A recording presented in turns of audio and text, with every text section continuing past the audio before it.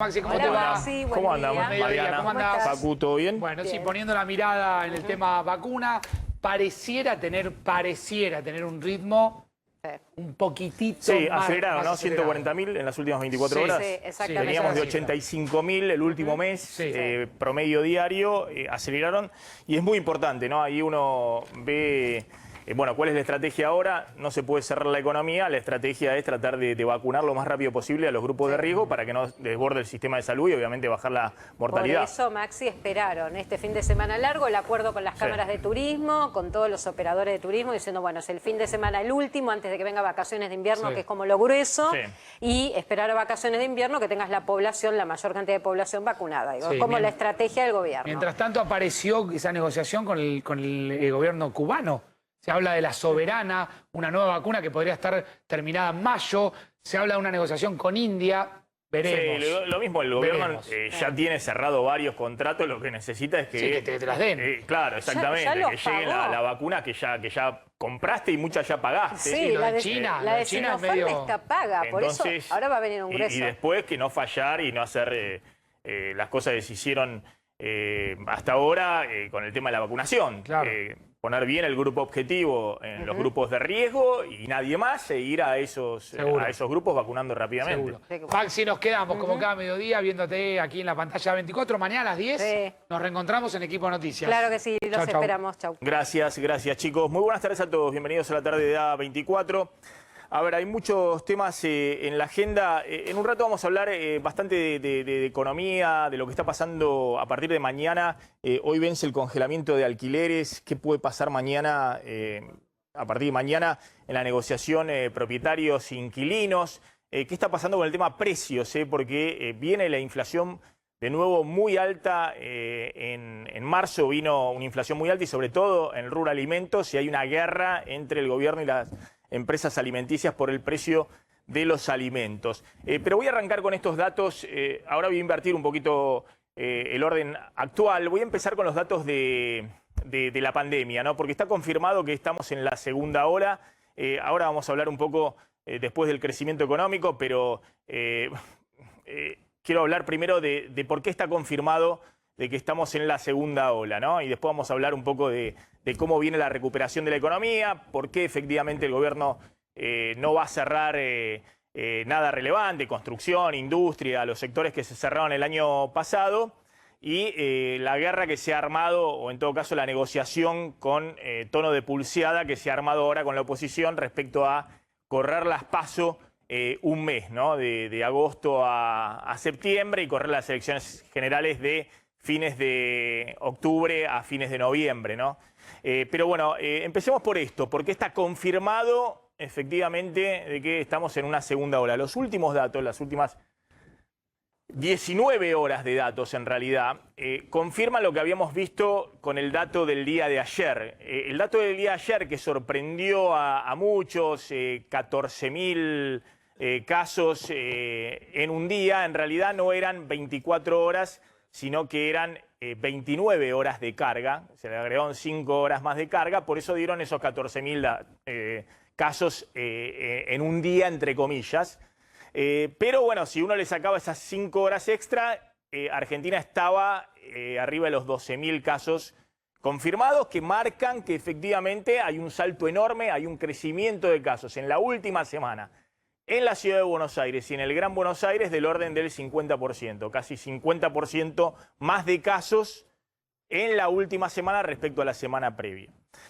Lo que ha ocurrido ahora con la información que acaba de dar el Ministerio de Salud es que en realidad el último día, las últimas 24 horas, no son 24 horas, sino que son 19 horas, porque no se contabilizaron las 5 horas que se habían contabilizado el día anterior. Y entonces se informó que el último día, entre comillas, hay 10.000 y pico de casos. Pero en realidad, si uno contabiliza esas 5 horas que quedaron para un día y para el otro, estamos en los últimos 2 días promedio en 12.000 casos, total país, que indican que efectivamente la Argentina ha entrado en una segunda ola. Fíjense, lo mostramos siempre, lo repetimos brevemente, esta fue la primera ola, con un máximo de 15.000 casos diarios promedio en una semana o en un par de semanas que se llegó a ese número, 15.000 casos diarios. Hubo algunos picos de algún día de 18.000 casos, pero 15.000 casos diarios. Después bajaron los casos alrededor de 5.000 casos diarios. Después volvieron a subir con el rebrote de las fiestas de fin de año y demás a 11.700 casos diarios, con algunos picos ahí. Después bajó durante el verano, y esta es la segunda ola que marca que la Argentina está en los últimos 7 días en un promedio de 10.200 casos diarios últimos 7 días, es decir, vamos hacia arriba, muy probablemente superando este rebrote, rápidamente este rebrote que hubo a fin de año, y incluso este pico que hubo de la primera ola el año pasado. Atención, que los últimos 2 días incluso se está por arriba de este promedio últimos 7 días, promedio diario últimos 7 días. En los últimos 2 días, si se contabiliza bien el dato de efectivamente del lunes y el dato del martes, en esos 2 días hubo en promedio 12.000 casos diarios en el total país.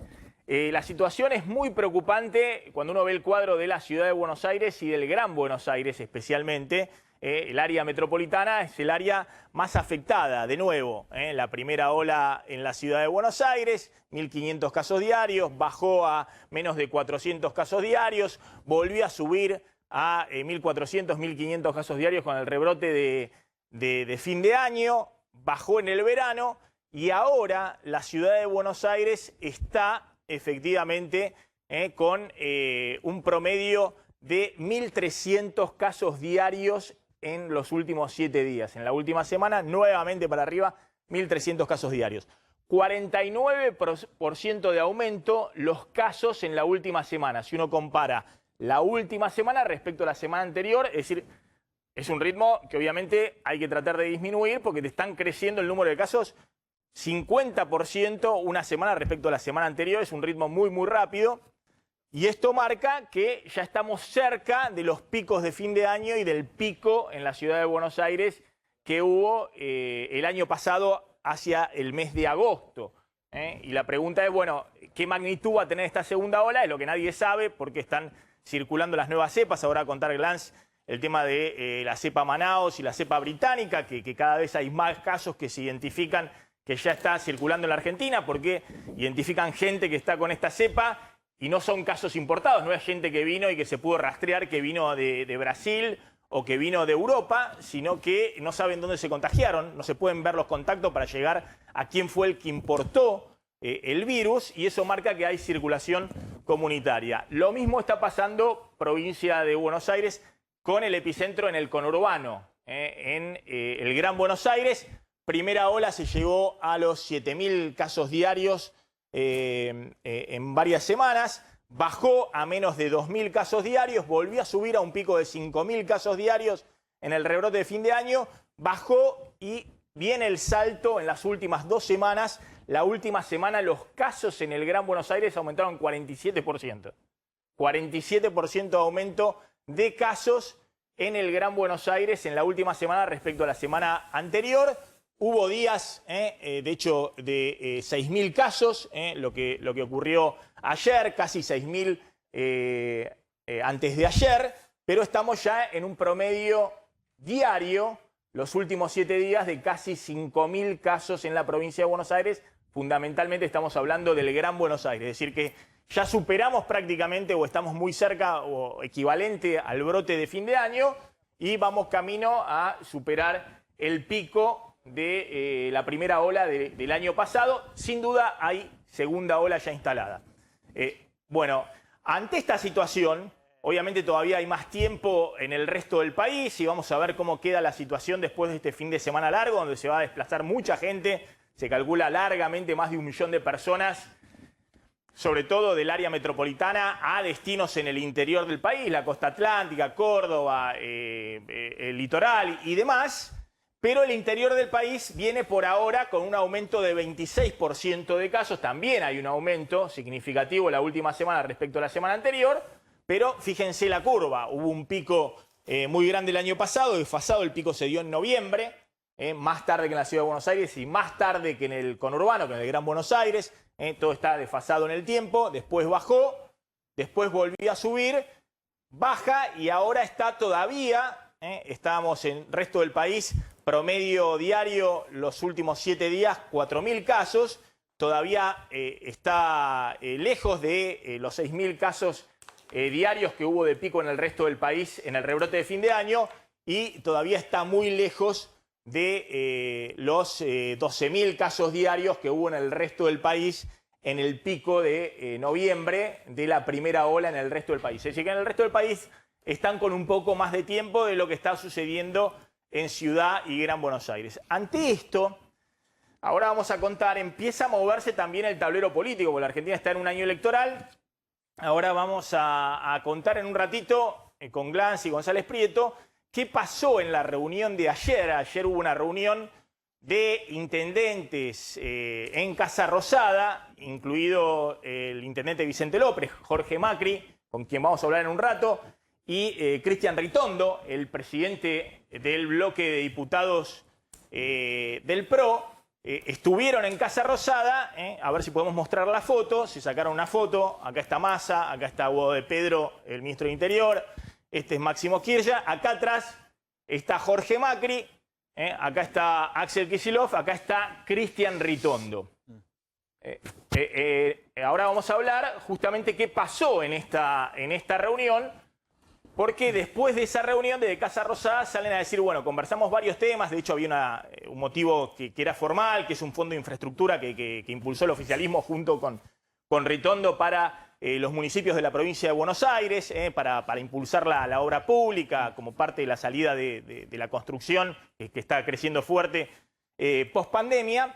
Y en esa reunión todo parece indicar que es Massa el que tira, bueno, ¿y qué vamos a hacer con el tema de las PASO de agosto? Si esto sigue creciendo, si la pandemia viene en este ritmo, si hay posibilidad de postergarla un mes o no hacia septiembre y postergar todo el calendario electoral. Ahora les voy a contar, digamos, un poco lo que está pasando también con los números de la economía y cómo obviamente siempre se especula, sobre todo desde el oficialismo y también desde la oposición, cómo se llega a las elecciones. No solamente en términos de pandemia, sino en términos de recuperación económica, que este año se está dando simplemente por mantener la economía abierta, cuando el año pasado cerraste prácticamente todo. Entonces ahora van a ver los números.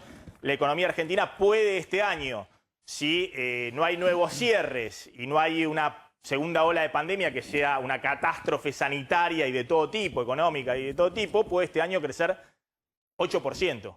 Simplemente con mantener los niveles de actividad que tuvo en enero la economía, ¿no? Que es el último dato del INDEC. Pero bueno, ahora vamos a volver a ese punto. Está Jorge Macri, el intendente de Vicente López, obviamente hombre del PRO, Macri, pero que estuvo ayer en la Casa Rosada y ha generado cierto revuelo. Me parece también tanto Ritondo como Macri tuvieron que salir un poco a explicar dentro de la coalición de gobierno, bueno, qué hacían en la Casa Rosada conversando del tema del cronograma electoral con el oficialismo. Macri, gracias por atendernos. De nada, gracias a ustedes. Bueno, aclaremos un poquito, o cuénteme un poquito qué se habló en términos de esto de correr las elecciones, las PASO de agosto y las elecciones generales de octubre en esa reunión. Y después quiero hablar un poquito de la pandemia en el Gran Buenos Aires, porque viene muy fuerte en todos lados, ¿no? Y también en la zona norte también del Gran Buenos Aires, como ocurre en todo el conurbano. ¿Qué se habló? Ayer estuvieron hablando de correr el cronograma electoral de este año. Muy poco y casi nada. La verdad es que la reunión, como vos bien dijiste, tiene que ver o tuvo que ver con la firma de un convenio de obras de infraestructura para los 135 municipios. Por eso éramos 5 intendentes que estábamos presentes, 3 del oficialismo, y Erika Revilla de la UCR y yo por el PRO. La verdad es que se firmaron los convenios, estuvo el ministro Catopodis, estuvieron los autores del proyecto que fueron Massa y Ritondo, estuvo el gobernador firmando con el ministro del Interior. Terminada la firma, en realidad en algún momento el gobernador hace un planteo tipo, bueno, ¿cómo estamos con los casos? Viene creciendo, estoy preocupado. Y yo ahí planteé que yo también estoy preocupado y estoy muy preocupado por el tema de las vacunas. La verdad que hablamos más tiempo del tema de la vacunación que del tema de las PASO. Le planteé dos cosas. Primero, que Vicente López, igual que otros municipios grandes, está en torno al 5% de vacunación de la población total, y hay otros municipios grandes que están en más del 10 o el 12%, o sea, el doble de vacunas en algunos de esos municipios, que no tiene que ver con lo político, porque la verdad que hay de ambos colores políticos, sino que tiene que ver con una mala gestión.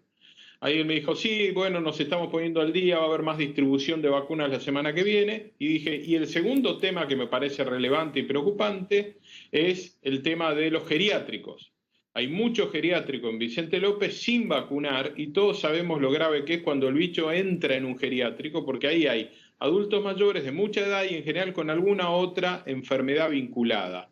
Ahí Máximo Kirchner contesta y dice, sí, estamos reforzando desde el PAMI el tema de la vacunación, esperemos que esta semana tengas novedades. Bueno, esperemos que sí, que sí. Vuelve el gobernador a decir, bueno, pero si sigue esto así, ¿qué vamos a hacer con las PASO? Y la verdad que lo que le dijimos es votar como corresponde. Hay un cronograma ya establecido, es una ley. De hecho, ahí el ministro del Interior plantea, sí, hay un cronograma ya establecido por la justicia. Y creo que alguien, no me acuerdo quién, pues son esas conversaciones medio informales, dice, bueno, eventualmente se podría pensar en posponer, y ahí fuimos contundentes con Ritondo y le dijimos, miren, si ustedes quieren discutir algo que tiene que ver con el marco de una ley, discútanlo en el Congreso, no acá. Eso fue todo. La verdad es que hablé más de las vacunas, además del Fondo de Infraestructura, que de la PASO. Salimos, mintieron, plantearon que había habido ¿cómo que acuerdo, mintieron? etcétera. ¿Cómo que mintieron? Claro, porque también el planteo de ellos están hablando ahí de un diálogo político, que está bien que haya diálogo político, es lo que se espera, digamos, porque es parte de la obligación de los que gestionan, pero ahora usted dice, salieron de ahí y mintieron. Claro, porque ¿qué es lo que dijeron, Maxi? Dijeron, hay un acuerdo para. La verdad que no hubo ningún acuerdo para.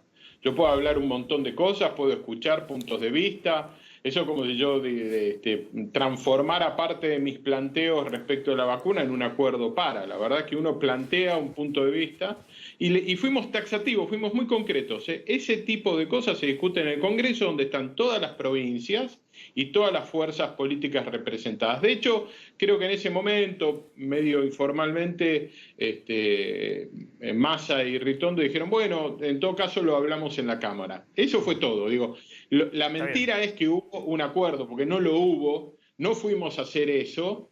Pero bueno, qué sé yo, son estilos, yo no trabajo de esa manera. Para cerrar el tema de capítulo de cronograma electoral, ahora nos metemos que lo que es la urgencia hoy, ¿no? Lo que está pasando con la pandemia, las vacunas. Yo digo, está confirmado, estamos en la segunda ola, están todos convencidos de eso, porque ven los datos y son incontrastables, digamos, son datos que efectivamente, irrefutables, perdón, son datos que muestran que efectivamente la última semana ha habido un crecimiento muy grande en el área metropolitana, en Ciudad y Gran Buenos Aires, casi 50% de casos respecto a la semana anterior. Pero con el tema PASO, ¿usted ve alguna especulación por parte del oficialismo respecto a, bueno, ver si se puede postergar un poquito más el cronograma en vez del 8 de agosto, a ver un mes más, a ver si pueden llegar un poco más también con la vacunación y con la economía un poquito mejor, y lo mismo con la elección general? ¿O ve ahí que realmente hay una preocupación, como de hecho a Piñera acá en Chile le caían las elecciones ahora en abril, las elecciones constituyentes o legislativas, y se postergaron? ¿Qué está viendo detrás de ese comentario que se hace en esa mesa en Casa Rosada? Por el tratamiento que hacen públicamente, por cómo lo instalan, por esta desesperación de plantear que hay un acuerdo, y veo que hay una especulación, claramente. Una especulación de dos tipos. Uno, tratar de generar conflictos en el marco de Juntos por el Cambio, que no lo van a lograr, porque la verdad que el concepto de unidad está claro. Obviamente nos preguntaron qué se había hablado, hablamos con todos, hablé con Cornejo, le mandé mensaje a la doctora Carrió, hablé con Maricela Echecoín, hablé con Patricia Bullrich, digo, como corresponde cuando una cosa como esta toma volumen, uno habla con sus colegas, pares, etcétera, hablé con los intendentes. Esa es una especulación, tratar de generar conflictos. La segunda, está claro que para mí hay una especulación de tipo electoral, no tengo ninguna duda. Yo creo que Lo que el gobierno tiene que hacer es poner el énfasis y toda la energía, en lugar de pelearse con la justicia, en lugar de tratar de instalar el lawfare, de ver cómo liberan a Amado Vudú, de ver cómo corren las PASO, en ver cómo vacunan, cómo compran vacunas, cómo las vacunas llegan en tiempo y forma y cómo se vacuna a la gente que hay que vacunar, no a empleados de las municipalidades que no tienen que ser vacunados, a militantes. En eso deberían poner el acento. Como no lo logran hacer, como la gestión de la vacunación es mala, tiran estas cosas, hacen ruido, son tipo bomba de humo. Es un estilo habitual en el kirchnerismo. A ver, y la otra pregunta, y ahora sí nos metemos en el tema pandemia y el tema de vacunación en el conurbano. No sé si vio, hay distintas versiones, yo ahora en un rato lo voy a tratar desde el punto de vista económico, de un supuesto pedido de Máximo Kirchner a María Eugenia Vidal y a Horacio Rodríguez Larreta, bueno, pidiéndoles apoyo para realizar una negociación con el FMI, no a 10 años, el programa de facilidades extendidas, sino a 20 años para aliviar la carga de la deuda en el gobierno siguiente y los gobiernos que vengan después.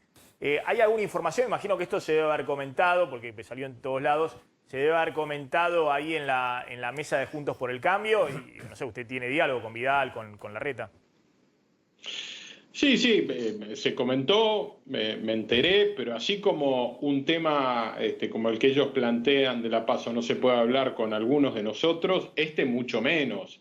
Lo que tiene que haber es una agenda concreta, un planteo concreto del oficialismo, y ahí Juntos por el Cambio, representado por sus presidentes nacionales y la mesa de conducción, decidirá si primero hay un trabajo técnico, ¿no?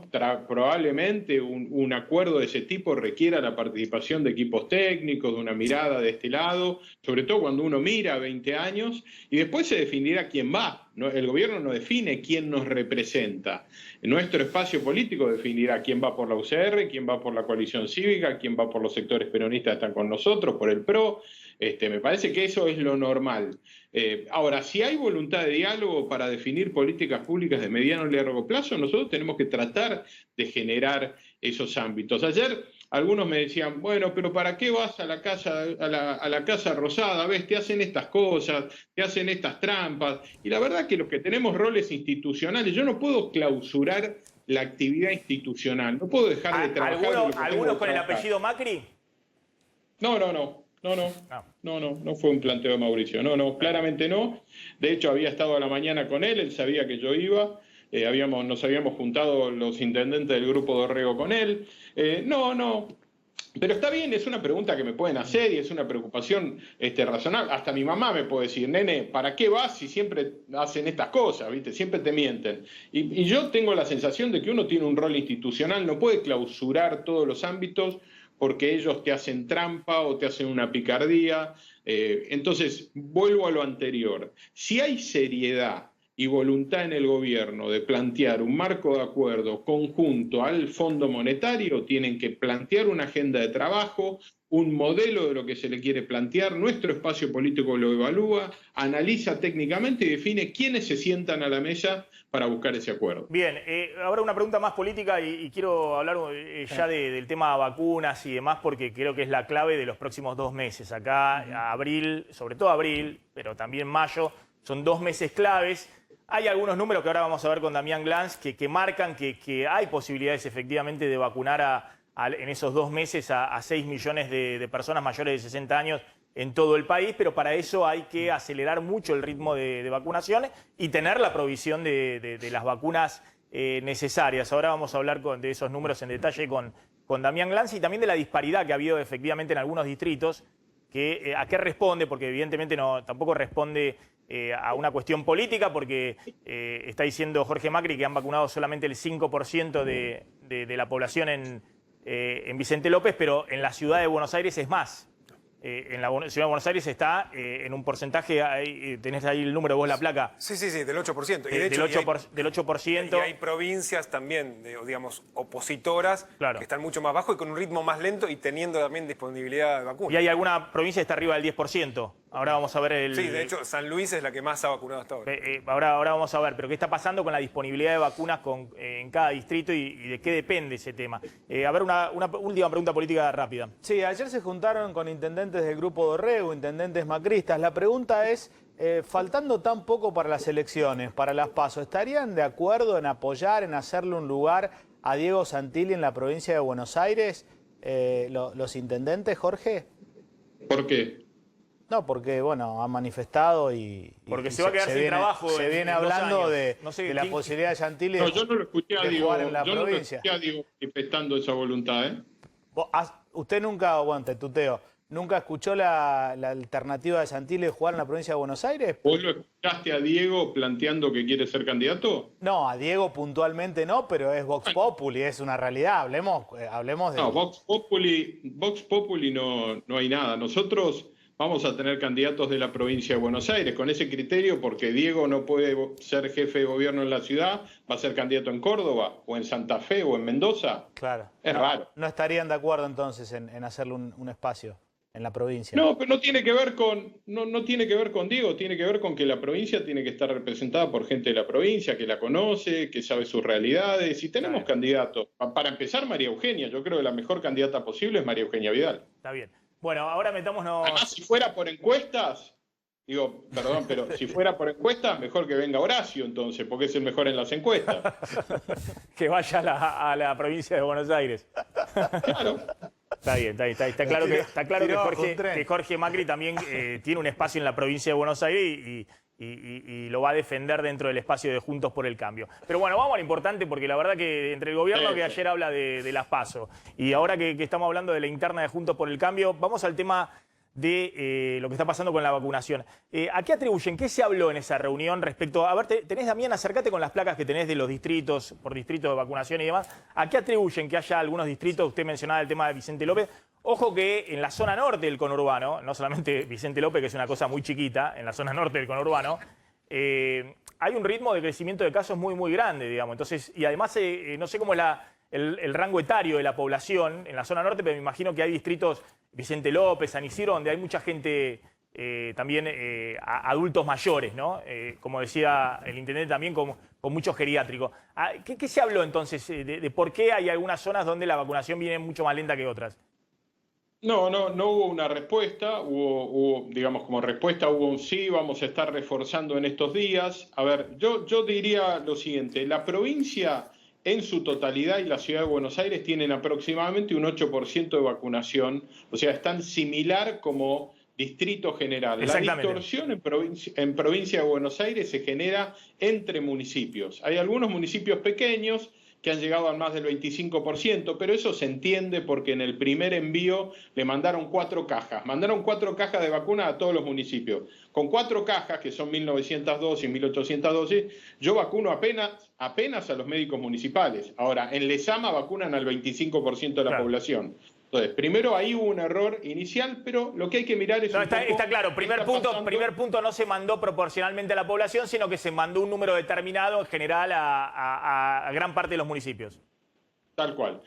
Hoy, a mí lo que me preocupa es que Hurlingham o Morón están arriba del 10%, en torno al 12%, y municipios como Vicente López, similares en cantidad, estamos en torno al 5%. Y que de nuevo hay muchísimos geriátricos que todavía están sin la primera dosis y solo 1 o 2 con la segunda dosis dada. ¿A qué se explica? No lo sé, no hay un tema de color político, porque uno encuentra municipios en esta situación de uno u otro color político. Me parece que es un problema de logística, de organización, y sí, como vos decías, Maxi, Vicente López tiene una pirámide poblacional más parecida a la de la ciudad, con más adultos mayores. Sería bueno que además de distribuir por cantidad de habitantes, se tenga en cuenta la cantidad de adultos mayores que hay, porque esos son los que están en riesgo. Y el otro problema que hay en provincia, que no es menor, es la aplicación funciona mal. La cantidad de vecinos que me llaman y me dicen, me acaba de llegar el aviso que me tengo que vacunar, pero me dice que mi turno era ayer. Esto lo he hablado con el viceministro Kepler, que la verdad que está en el tema, está encima. Ahí me gustaría dejar un mensaje que es lo mismo que me dijo él. todos los que se anotaron traten de llamar al 148 de provincia, porque es más confiable, aunque es un poco más engorroso, es más lento, hay que tener paciencia, es más confiable hablar con el 148 que a veces esperar la respuesta del sistema, porque a veces los avisos llegan mal o llegan tarde. Bien, y el otro punto, bueno, hay un consenso político, yo vengo explicando con números y demás por qué no se puede volver a cerrar la economía y por qué el gobierno no la va a volver a cerrar. Y ahí el riesgo que tenemos por delante es que la segunda ola nos pase por encima y que una catástrofe sanitaria termine golpeando a la economía porque nadie va a trabajar porque están desbordados los hospitales y demás, ¿no? Pero ¿cómo está viendo esta segunda ola en un contexto donde, por ejemplo, hoy a la noche, mañana empieza ya el fin de semana largo de Semana Santa, se va a movilizar mucha gente, me imagino hay muchos vecinos, no solamente de la Ciudad de Buenos Aires o del conurbano en general, de Vicente López, que van a ir a la costa, que van a ir a Córdoba, que van a ir al litoral, que van a volver. Bueno, y eso, obviamente, salvo que haya algo distinto, muy probablemente también sea un impulso para elevar los casos a partir de la semana próxima, ¿no? Yo creo que hay que trabajar desde lo individual. Es muy importante el cuidado individual, volver a tomar conciencia de que estamos en un momento complejo. Probablemente estamos sufriendo las consecuencias de haber cerrado la economía demasiado agresivamente, demasiado temprano, y algunas decisiones que se tomaron demasiado temprano fueron equivocadas y duraron demasiado tiempo. Al pequeño comercio se lo destruyó en 4 meses, en el que se le impidió laburar, mientras que todos esos rubros se vendían en los hipermercados. Esto es algo que ya lo hablamos vos y yo, y ahí no hay margen. Y la verdad es que cuando abrieron esos comercios pequeños de cercanía en octubre, los casos llegaron al mínimo. O sea, no está ahí el foco de contagio. Creo que hay que poner mucha atención a lo que pasa en gastronomía, en reuniones informales. Sí. En gastronomía, sobre todo cuando se reúne demasiada gente, hay que volver a pedirle compromiso a los comerciantes, estar muy encima, trabajar con la policía, la patrulla. No, la noche también. La noche es la reunión de la noche, claro. Los bares, los restaurantes y demás. Otros países también lo que han hecho es toque de queda desde horarios más tempranos, ¿no? De que no se... Pero acá es tan crítica la situación de todo el sector gastronómico y de servicios en general que lo único que rige en la provincia de Buenos Aires es a partir de las 2 de la mañana, ¿no? Por eso lo que me parece es que uno no tiene que plantear cerrar, tiene que plantear hacer las cosas bien. En la medida que las cosas se hacen bien y se cuidan los protocolos, los contagios no aumentan. Cuando volvió la gastronomía, cuando volvió el pequeño comercio barrial, cuando abrió la juguetería, la librería, la mercería en el barrio, no crecieron los casos. Me parece que hay que volver a ordenar el cumplimiento de esos protocolos. Como intendente vamos a ayudar todo lo que podamos. Creo que la provincia tiene que hacer su esfuerzo también y el compromiso de la sociedad. Ahora, también es necesario que sea ejemplar el comportamiento del gobierno en el tema de la aplicación de la vacuna, de la transparencia en el tema de la vacuna, sí. Porque cuando aparecen situaciones como las de Avellaneda, de esta chica que se vacunó, la gente se arma. No, obviamente. Una pregunta, Glans. Sí, Macri, le junto los dos temas, epidemiológico y lo del comienzo de las PASO. ¿Estarían dispuestos a evaluar si la situación epidemiológica se complica, efectivamente postergar las primarias este año? Yo insisto en esto, no quiero correr el eje de la discusión. Lo que tenemos que hacer es trabajar en vacunar y que la gente no se contagie. Si después eso ocurre, es algo que hay que discutir después en el Congreso, no antes. O sea, esto es...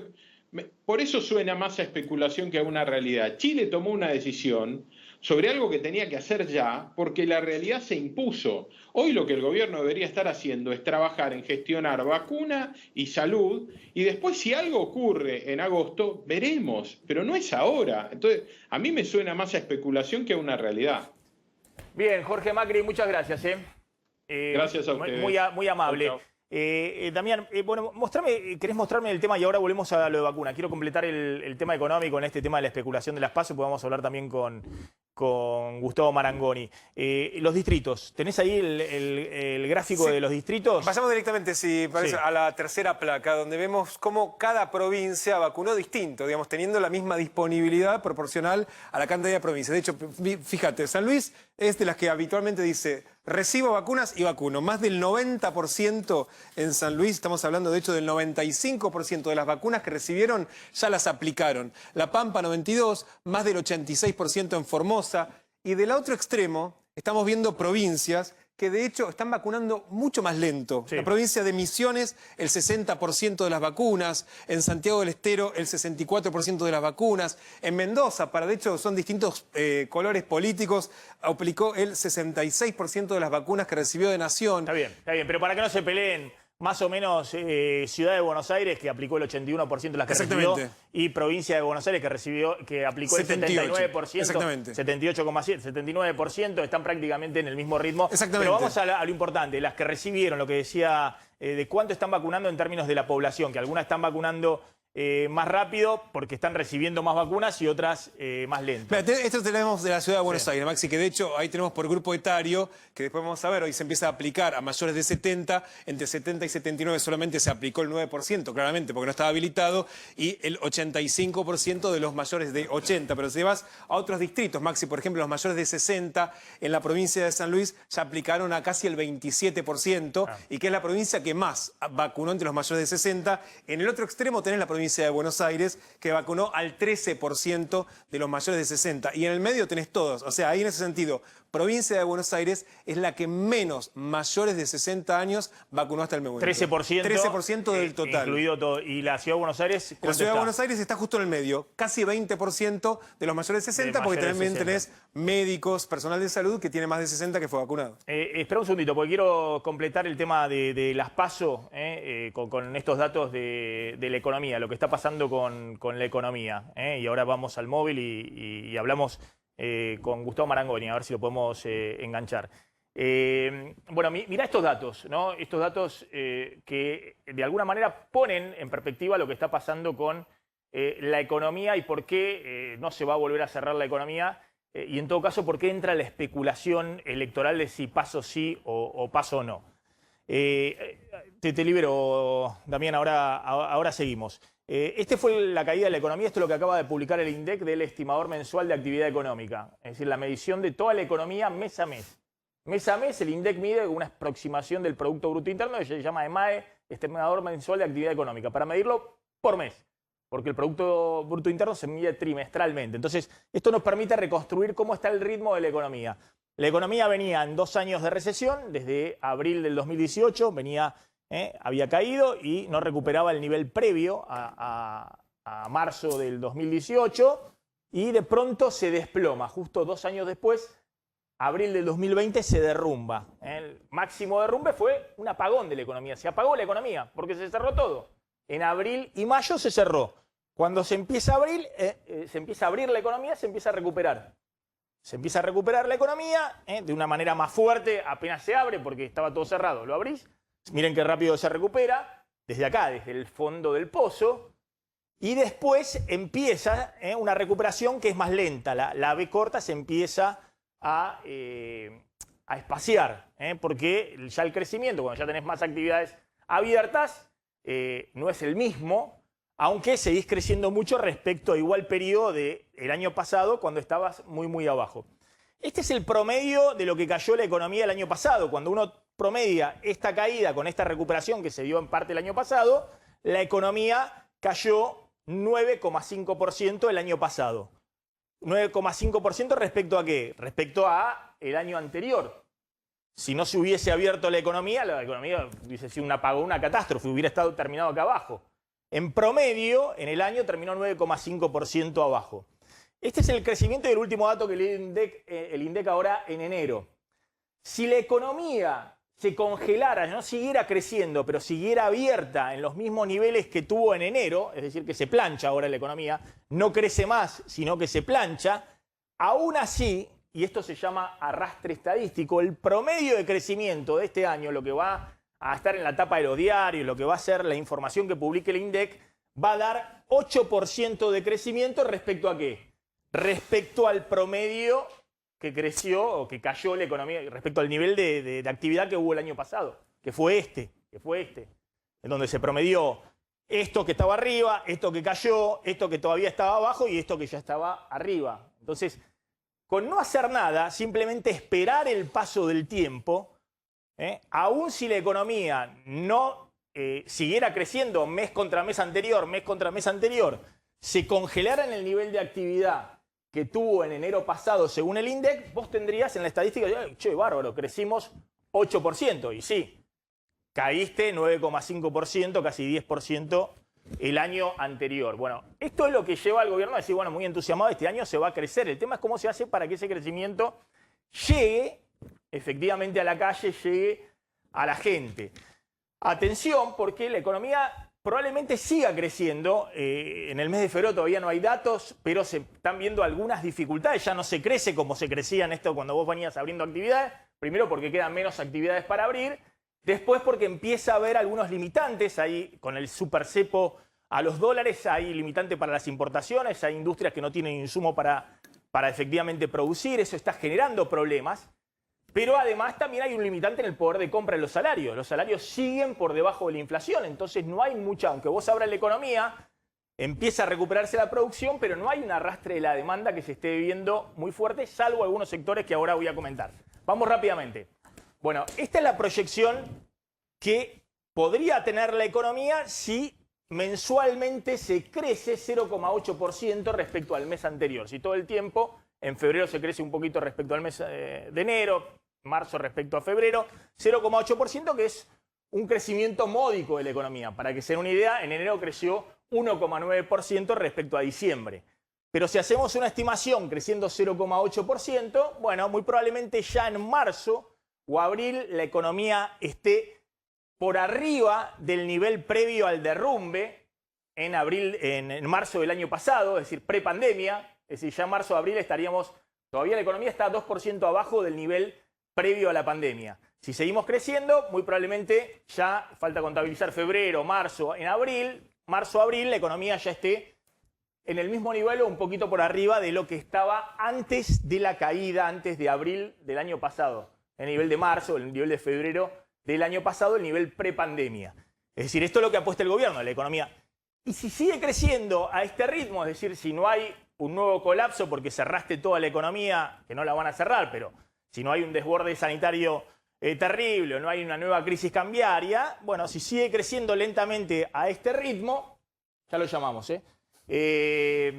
bueno, probablemente en marzo del 2022 la economía logre estar en el mismo nivel que estaba en marzo del 2018, el mes previo a la crisis que inició la recesión de los 2 últimos años del gobierno de Macri. En abril de 2018 hubo el salto cambiario y la economía entró en recesión 2 años consecutivos hasta abril de 2020 y después se derrumbó esta caída.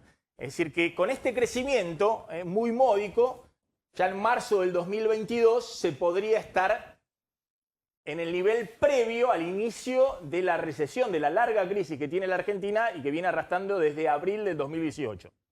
Ahora, esto es todo en los papeles. El tema es que para que eso llegue a la gente, vamos rápidamente, bueno, es fundamental que haya una recuperación también del poder de compra salarial y que en el bolsillo pueda percibirse esa recuperación del poder adquisitivo y ese aumento del consumo. Estas son las últimas grandes crisis que tuvo la Argentina. Esta es la caída del 2008-2009 por la crisis financiera internacional. Fue una caída muy corta y después la economía se recuperó. Esta en azul es la crisis del 2002. La economía venía en una larga agonía desde 1997, la recesión del final del gobierno de Menem. Casi 4 años de recesión. Llegó el estallido de la convertibilidad diciembre del 2001 y se derrumbó la economía. A los 8 meses estaba creciendo. Esto es la crisis que veníamos nosotros. Veníamos 2 años, los últimos 2 años, abril 2018, abril 2020, recesión, la recesión de Macri. Inicia el gobierno de Alberto Fernández, abril 2018, hubo un apagón de la economía. Esto más que seguir en la trayectoria de la crisis que estábamos, que también lo tenemos en tema del cepo cambiario, todo lo que está pasando con los dólares y demás, hubo un apagón, se apagó la economía. Se derrumbó así, cuando se encendió empieza a recuperar y todo indica que efectivamente hay chances. Cuanto más tiempo pase, mejor posicionada va a estar la economía.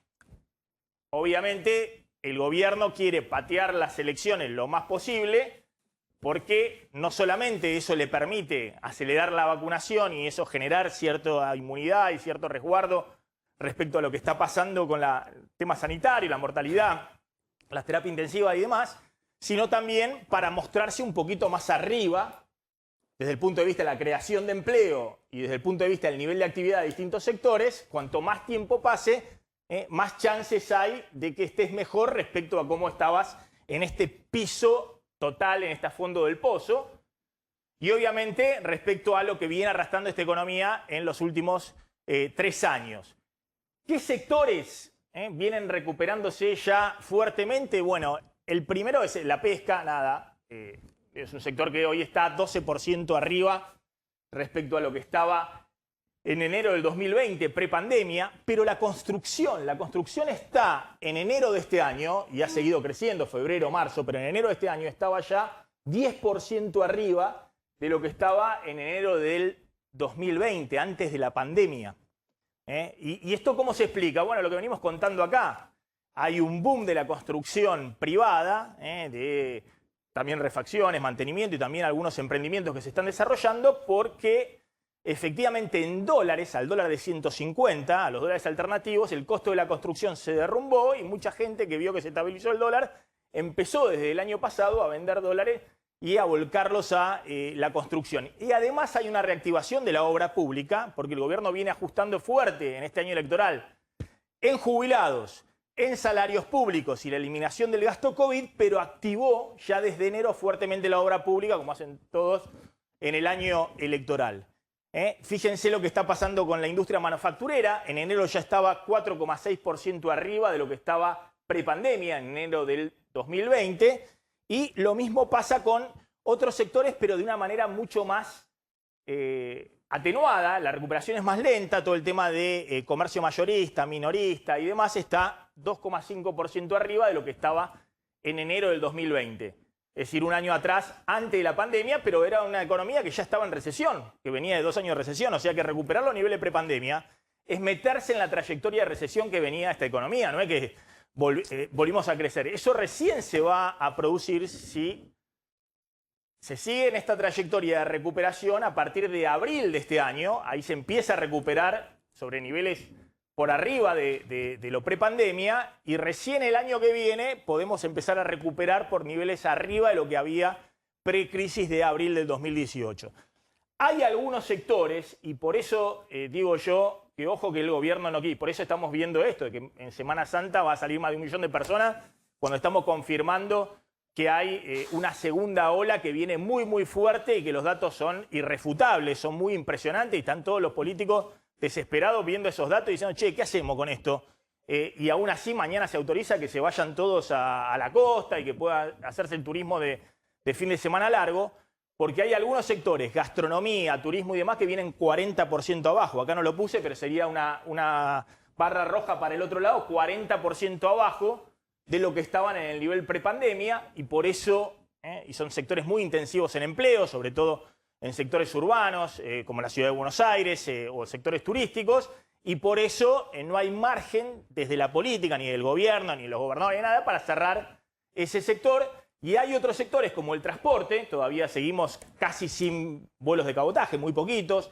Hay muchas restricciones para el transporte de micros y demás, interprovincial y demás, que todavía están 15% abajo. Es decir, resumiendo, claramente, cuanto más tiempo te alejes de lo que estamos viviendo ahora, mejor puede llegar a estar la economía. Después tendremos que discutir qué pasa después de las elecciones y si va a haber o no una nueva crisis.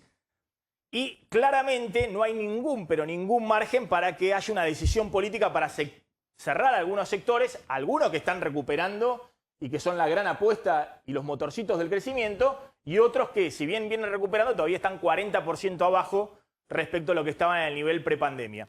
Está Gustavo Marangoni. Gustavo, ¿cómo andás? ¿Qué decís, Maxi? Buenas tardes. Gustavo, como siempre, gracias por atendernos.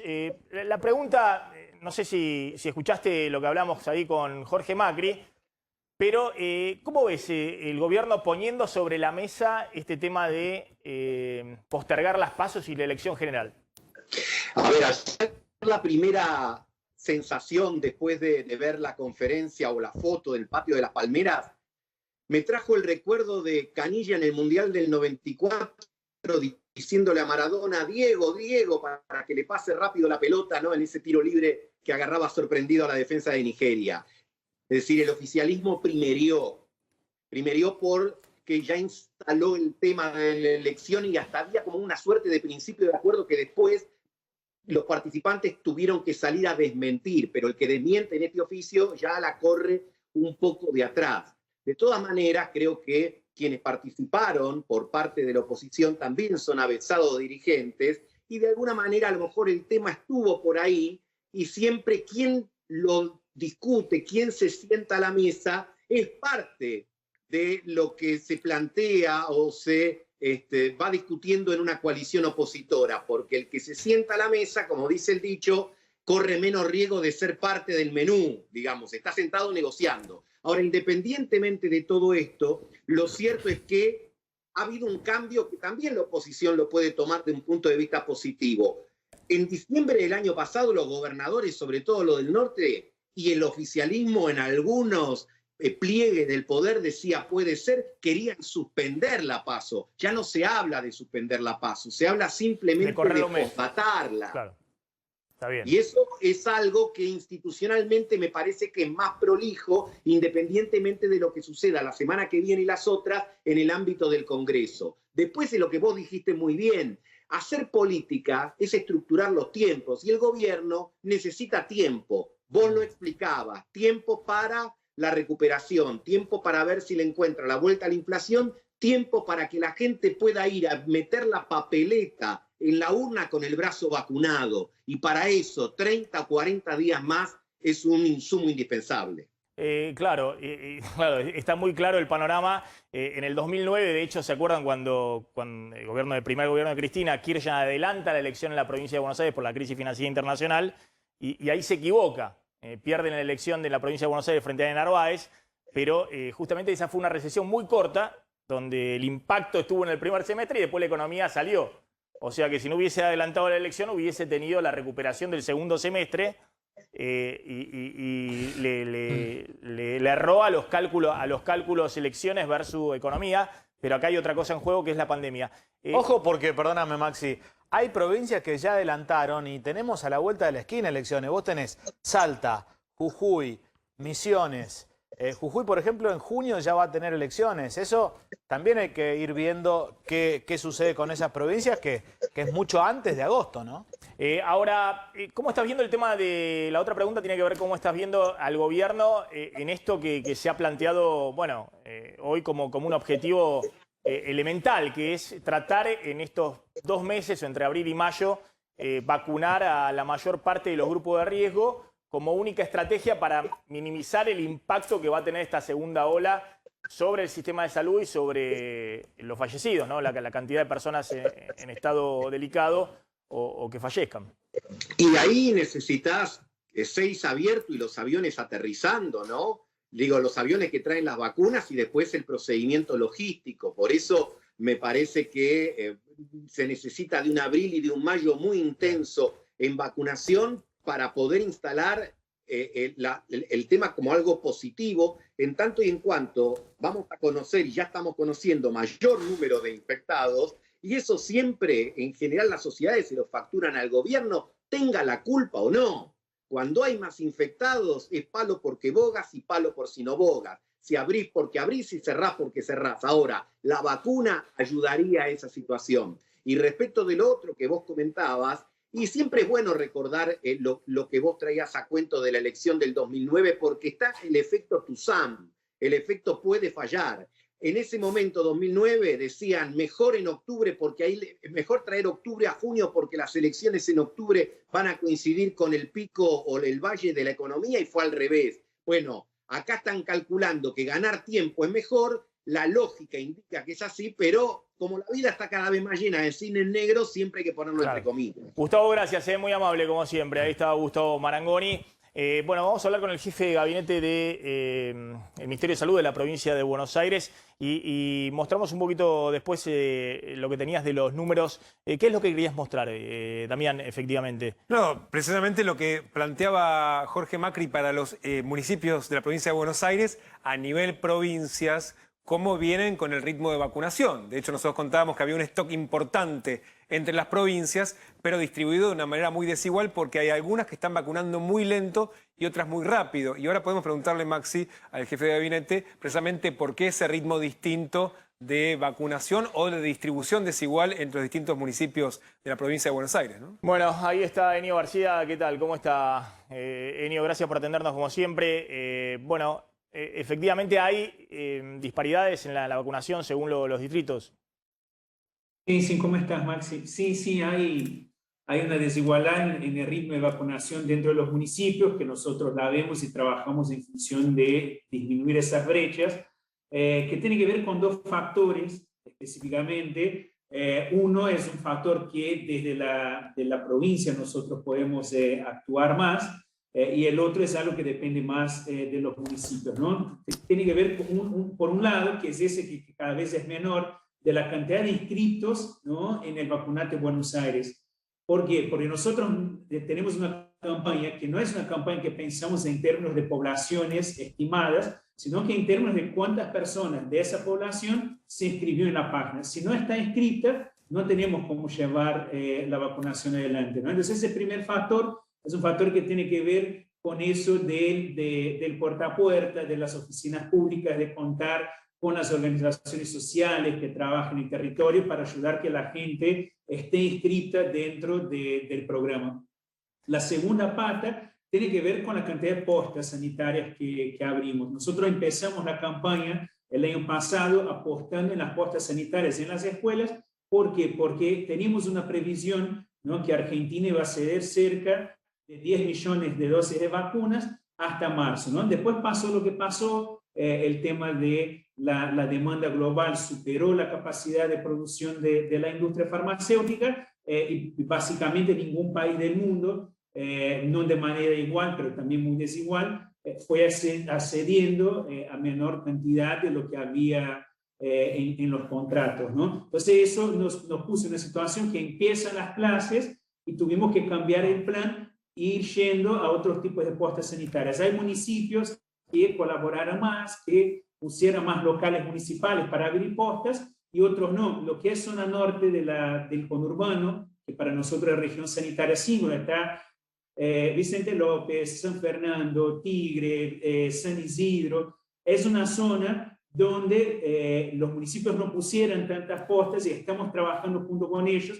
para ampliar esas postas. ¿Por qué? Porque por más que tenga la gente ahora inscrita, después nosotros podemos mandar la cantidad de vacunas que mandamos a otros municipios, pero si ellos no tienen la cantidad de equipos y postas como tienen otros municipios, no van a lograr vacunar en la misma velocidad. Entonces eso lo estamos... Está bien, pero se vacunan, ustedes mandan las vacunas y se vacuna a través del personal municipal o de hospitales provinciales que hay en cada municipio. Sí, nosotros estamos trabajando en los hospitales, pero fundamentalmente en postas. Y ahora, con todo eso, la segunda ola, estamos privilegiando las postas porque los hospitales que tienen internación de terapia intensiva, la idea es que no estén vacunando, que puedan dedicarse lo más Pero en las postas hay personal de salud. En las postas hay personal de salud. En las postas hay personal de salud que lo contratamos desde el Ministerio de Salud. Los municipios no tenemos toda esa gente, entonces los municipios nos mandan gente para que hagamos los contratos de beca, que los capacitemos, los que todavía no están capacitados, y que puedan funcionar ahí en la posta. Bueno, a ver, no sé si vio me imagino que sí, está todo el tiempo sobre los números. La verdad que los números de las últimas 48 horas, la última semana, digamos, ha crecido 50% los contagios provincia de Buenos Aires respecto a la semana anterior, y las últimas 48 horas, más allá de esta disparidad, que un día se cargaron 29 horas y el otro día se cargaron 19, pero la verdad que muestran una aceleración fuerte de los contagios, muy fuerte de los contagios. ¿Ustedes están temiendo de que esta progresión continúe, es decir, que esta aceleración continúe? Sí, tuvimos una aceleración brutal en las dos últimas semanas, fundamentalmente esta semana que estamos viviendo, una cantidad de casos muy grande que nos hace mirar lo que pasó en Brasil, lo que pasó en Chile, lo que pasó en Paraguay, donde tuvieron un aumento muy rápido de casos, ¿no? Y tuvieran que salir a tomar medidas. Bueno, algunos países tomaron medidas, ¿no? Chile, Uruguay tomó medidas, Brasil y Paraguay no tanto, y por eso también explica por qué están en en una etapa de saturación, de colapso del sistema de salud, esos dos países. Y obviamente a nosotros nos preocupa eso, por eso ayer se tomaron decisiones de empezar a cortar primero el tema de la nocturnidad. La verdad que vamos a esperar a ver qué resultado tiene esa medida durante esa semana, durante el fin de semana largo, y posiblemente el martes, en función de esa evaluación, tomaremos otras decisiones que puede ser la ampliación de esa veda de horario, que puede tener que ver con la asistencia a lugares cerrados, tipo bares, restaurantes, teatro. Estamos evaluando un pool de medidas para ir a algo más escalonado, priorizando que el sector productivo siga funcionando lo máximo posible y yendo a cortar más la circulación en lo que son los sectores más recreativos, aunque está vinculada también con la rama productiva. Lo sabemos que a un dueño de un restaurante no le va a gustar mucho que digamos, bueno, vamos a tener el aforo afuera, o sea, en veredas, en pero patios, no está planteando jugar con el horario de cierre, digamos. Hoy es a partir de las 2 de la mañana. En todo caso, empezarán a recortar los horarios de cierre, digamos, a bajar ese horario, digamos, que sea más temprano. Pero no se Eso funcionó mucho en Europa. Claro, pero en Europa le compensan al comerciante, tienen posibilidad de compensar todo, como también en algunos distritos de Estados Unidos, que también se ha hecho bastante, en Miami y demás. Hoy parece ser que nadie tiene posibilidad de ser compensado, porque de hecho se han retirado todas las asistencias del gasto COVID. Lo que sí, no se va a tocar nada de construcción, de industria, y también el tema de escuelas. ¿Se están evaluando el tema de escuelas? Sí, por ahora la idea es no tocar construcción e industria, ir monitoreando, y si hay que tomar esa decisión, que sea en una situación de extremo peligro y que no nos quede otra, ¿no? En las escuelas hay mucha discusión, pero lo que estamos viendo es que no se identifican contagios en la escuela, como el espacio escolar, por los protocolos que se están siguiendo, por la preocupación que tiene el personal de la escuela, y la verdad que dentro de todo están siguiendo muy bien los protocolos. No vemos el espacio escolar como un lugar privilegiado para el contagio. Sí, por ahí puede afectar la movilidad, y eso también lo estamos analizando, pero creo que también la actividad escolar no está dentro de las primeras que tendríamos que ir conteniendo ahora. Bueno, una muy breve. Sí, ¿cuáles serían los parámetros sanitarios que están evaluando en caso de que se superen para precisamente pasar a fase 3 en los municipios que hoy están en fase 4? O sea, ¿qué cantidad de contagios, qué cantidad de ocupación de camas críticas? Sí, hoy hay muchos municipios de la provincia que si nosotros usamos los indicadores que tomábamos, ¿no?, antes del verano para definir el tema de las fases, que ya estarían en fase 4. Entonces, bueno, lo que vamos a ver es que si esa medida que tomamos para el fin de semana largo no tiene un efecto positivo en frenar el avance de la curva, de poder retroceder en esa decisión y bueno, no, vamos a tomar los indicadores que veníamos tomando antes y vamos a hacer con que los municipios retrocedan a la fase 3. Ahora, lo que sería distinto ahí es que la fase 3 no sería necesariamente las mismas restricciones que tenía la fase 3 el año pasado. Podemos jugar con otro margen ahí. Más allá de lo que digan en los papeles, la mejor muestra de que no tienen mucho margen político para nada es que mañana empieza un fin de semana largo donde se va a movilizar más de 1 millón de personas. Y el ministro, el ministro de Turismo con la ministra de Salud al lado dijo, bueno, cuídense, cuiden los protocolos, la distancia y demás, pero no hay ninguna restricción para... Estamos con un nivel de casos, estamos en un nivel de casos que en otro momento hubiesen, como pasó el año pasado, hubiesen cerrado todo.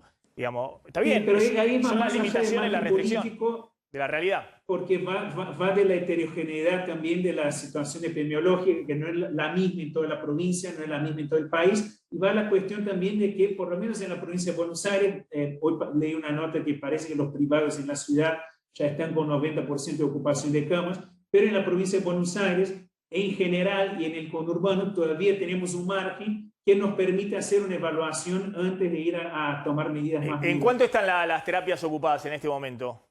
En el conurbano, en general, estamos poco más de 60%. En el interior nos llegamos a 40%, el promedio está en 57%. Perfecto. Obviamente hay distritos que ya tienen una situación un poco más complicada, pero bueno, no estamos en una situación donde, bueno, eso todavía no es un indicador de un riesgo alto. Enio, gracias, muy amable. Enio García, jefe de gabinete del Ministerio de Salud.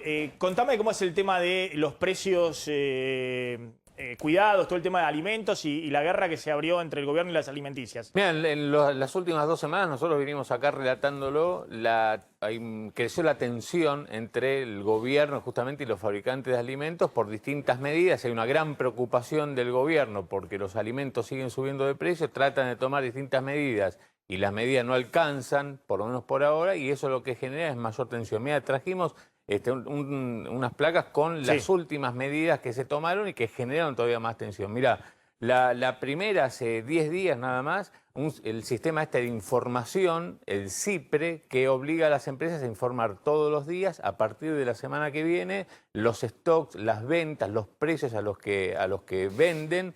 Una medida que en este momento están recurriendo justamente las empresas administrativamente, le están diciendo al gobierno que no van a cumplir con esa medida y que si el gobierno les dice que no, van a ir a la justicia justamente a plantear para que se vuelva a marcha atrás con esa medida. A mí lo que me dicen desde el gobierno es que si tomaron justamente esta medida de que pedir información... Van a seguir adelante con la medida. ¿Qué van a seguir? La número 2 tiene que ver con lo que se hizo ayer, y acá habíamos adelantado. Se extendió precios máximos y contra la voluntad de las empresas que venían pidiendo aumentos de 12 a 15%, el gobierno les dijo que no hubo ningún acuerdo, hasta ayer a último momento trataron de ponerse de acuerdo, no hubo acuerdo, con lo cual el gobierno que hizo, la Secretaría de Comercio... siguiente, sí, se extendió precios máximos. Sí. Directamente dijo, se extiende 45 días sin ningún aumento y sin ningún deslistamiento, que eran las dos cosas que pedían los empresarios. Como una forma de negociar lo que está...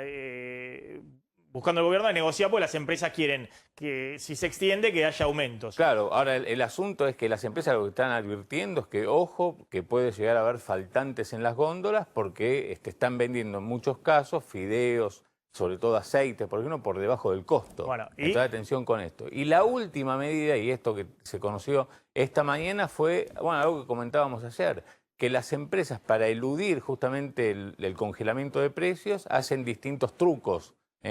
Como por ejemplo... Sí, los contamos, que cambian los envases, cambian el gramaje dentro de los productos, sacan nuevas marcas con algún nombre de fantasía adicional y aumentan precios de esa manera. Bueno, hoy lo que dijo el gobierno fue que a partir de la semana que viene van a obligar a las empresas a poner rótulos, etiquetas, explicando qué contienen las... Para que se pueda identificar que no te están cambiando el producto y de esa manera te están... Aumentando los precios. Aumentando los precios sin que te des cuenta.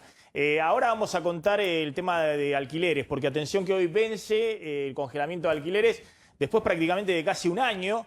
¿Y qué puede pasar entre inquilinos y propietarios? Porque obviamente el inquilino va a tener que pagar todo lo que no pagó de aumentos durante el último año, más el aumento mismo del contrato que se empieza a dar ahora a partir de abril. Sí. Y el otro tema que vamos a hablar es el tema de Ahora 12. Sí, atención, porque Ahora 12 viene con sorpresas. Bueno, ahora vamos a contar cuáles son las sorpresas de la Hora 12, que es otro tema que está dando vuelta y que obviamente va a generar mucho revuelo, ¿no? Claro.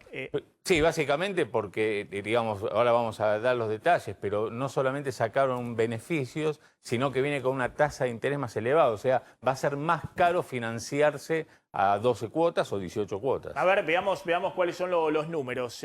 ¿Cuál es el Ahora 12 que hoy existe? Bueno, digamos, hasta hoy lo que tenías era la posibilidad, y son las últimas horas, de comprar y pagar dentro de 90 días. Bueno, eso se termina hoy mismo. Mañana se renueva la Hora 12 sin ese beneficio justamente. Es que era en realidad Hora 15. Era 3 meses de gracia y después empezabas a pagar 12 meses de cuota. Era un beneficio importante en medio de la pandemia. Sí. Bueno, yo te hablaba de la sorpresa que tiene una suba en la tasa de interés, que era de entre 20%, digamos que tenía un costo financiero total de entre 26 a 29%, ahora el costo financiero total va a ser del 31 al 34%. Hay 5 puntos de aumento de la tasa de interés. Todavía, ¿qué dice el gobierno? Y mira, estamos por debajo de la inflación. La inflación del año pasado fue 36, este año estará en el 30, 35, 40, o sea, te vas a poder comprar en 12 cuotas o 18 a una tasa de interés por debajo de la inflación. Pero lo cierto es que está 5 puntos más arriba que lo que venía costando hasta ahora. Y está la curva invertida, digamos, te cobra una tasa más cara para las 12 cuotas que para las 18. Es así. No se entiende mucho, es más pero caro 12 cuotas que 18 cuotas. Bueno. Los rubros, línea blanca, digamos, línea blanca, indumentaria y materiales para la construcción, entre esos tres tenés 3 de cada 4 operaciones que hace con ahora 12, son esos 3 rubros. Línea blanca, indumentaria y materiales para la construcción. Después tenés calzado, muebles, colchones, turismo, librería, juguetes y motos hasta 250.000 pesos. El monto promedio de cada uno que va a comprar en el ahora 12, 11.100 pesos, dato a mes de febrero, o sea, muy parecido a lo que debe ser ahora. Bueno. 11.100 pesos el monto promedio de cada operación en ahora 12. Bueno, atención, quédense porque vamos a hablar del tema de alquileres. Sé que hay mucho ruido con esto y también qué está pasando con los inmuebles, si hay caída del precio en dólares o no. Y qué está pasando en el mercado inmobiliario en general, ¿no? Los alquileres vence el congelamiento y eso abre toda una negociación entre inquilinos y propietarios. Hay muchos varados que han quedado fuera del país, son 37.000 argentinos que han quedado fuera del país en medio de la suspensión de los vuelos. A ver, tener los datos y vamos a hablar un poquito qué se va a hacer, digamos, con todos esos argentinos que están fuera del país. Exactamente, Maxi, son los que salieron de la Argentina entre el 1 de diciembre del año pasado y ahora esta misma semana con motivo de turismo y todavía no regresaron al país. 37.176 son datos del Ministerio del Interior. Están repartidos entre 25 países en distintos lugares del mundo, aunque vamos a decir que hay 10 que concentran 33.700. Vamos a hacer el listado ese de los 10 países en donde hay más. Ahí estamos viendo, ¿no? Que hay distintos países. Vamos a Estados Unidos, que tiene la mayor cantidad, casi 9.300, pero pasemos directamente al ranking de los 10 países que tienen más cantidad de argentinos varados. Estados Unidos es el que más tiene, 9.356 de estos 37.000. Después está Chile, recordemos que tiene una particularidad. Es uno de los 3 países que se sumó a la prohibición de los vuelos de ida y vuelta. Ahí hay 5.383 argentinos que no están pudiendo volver al país. Después está Panamá, con 3.700. España, en España hay 3.144. Recordemos, son los que salieron con fin turístico y que tenían pasaje para volver. Lo que no significa es que quieran volver. De hecho, hay muchos argentinos que se están yendo, por ejemplo, a Europa. Y el quinto lugar es el otro de los países que quedó ahora con prohibición de vuelos, que es México, con casi 3.000 argentinos que fueron a hacer turismo en los últimos meses y que todavía no regresaron. Y después, el siguiente es Brasil. En Brasil todavía hay 2.477 argentinos. Hasta hace 2 semanas había casi 6.000. Y después siguen Paraguay, Perú, Colombia y Bolivia. Esos son los 10 países en donde hay más cantidad de argentinos que están tratando de regresar a la Argentina.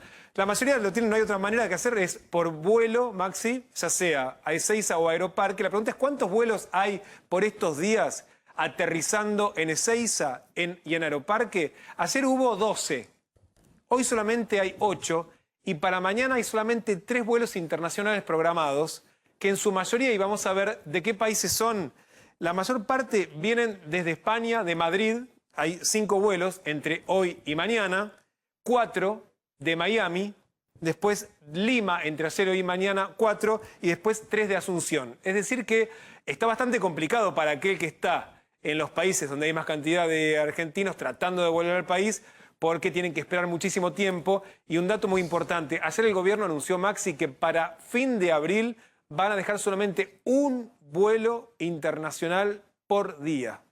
Un solo vuelo. Por lo tanto, reprogramar los vuelos que están y tratar de ingresar va a ser muy difícil, teniendo en cuenta además que máximo por avión estamos hablando de entre 250 y 350 pasajeros. Y además 300 pasajeros, no es que te estás, qué sé yo, en Europa o estás incluso en Brasil y demás. No es que podés viajar vía Chile o vía Uruguay, porque Chile y Uruguay también están con medidas muy restrictivas. O vía Paraguay. Sino que es muy complejo porque también están cerrando los otros países. Ni hablar, de hecho España los vuelos con Brasil, con Chile los tiene cancelados, así que no hay muchas vías que no sea directamente venir a Argentina. La directora de Migraciones ya dijo, ¿no? Los que quieren flan van a tener que esperar, la señorita Florencia Carignano. También polemizando respecto a los que pueden entrar y no. Ahora vas a contar el tema de cómo es los que llegan, que obviamente tienen que hacerse el PCR y demás, y lo que contamos siempre del aislamiento, de cuánto tiempo y demás. Hay dos argentinos que están, mirá, en una frontera que es complicada, Paso de los Libres, del otro lado que está Uruguayana, claro, en Brasil. que es una región ahí en Brasil que está con muchísimos casos, incluso con el sistema de salud, colapsado. Tengo entendido que colapsado también. Podemos hablar ahí con Juan y con Juan Linzig y con María Inés. Gracias a los dos.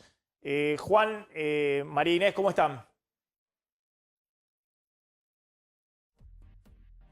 A ver si nos escuchan. ¿Me escuchás, Juan?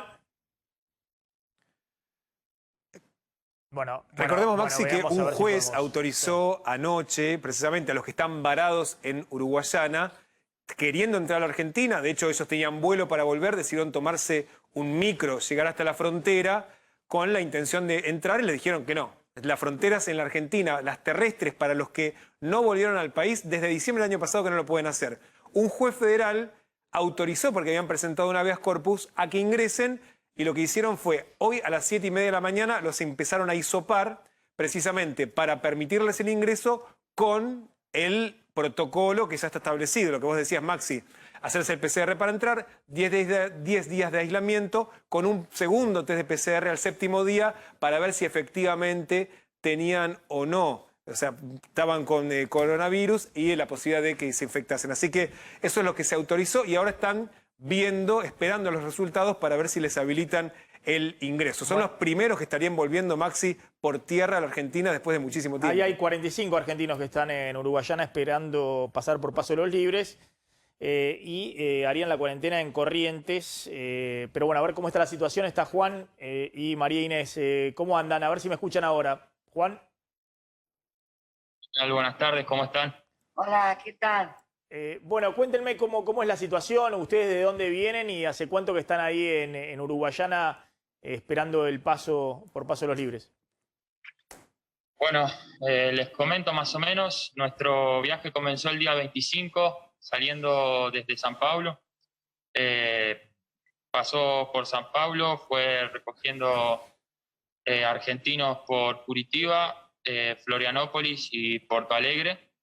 Todos argentinos que querían volver para su casa, obviamente siempre bajo las leyes y lo que se pedía en el decreto que estaba vigente hasta ese momento, que estaba válido desde el 16 de marzo, el cual decía que nosotros teníamos que, para ingresar al país en carácter de repatriado, teníamos que tener un PCR positivo, teníamos que tener negativo, discúlpame, teníamos que declaración jurada y declarar en dónde nosotros íbamos a hacer la cuarentena.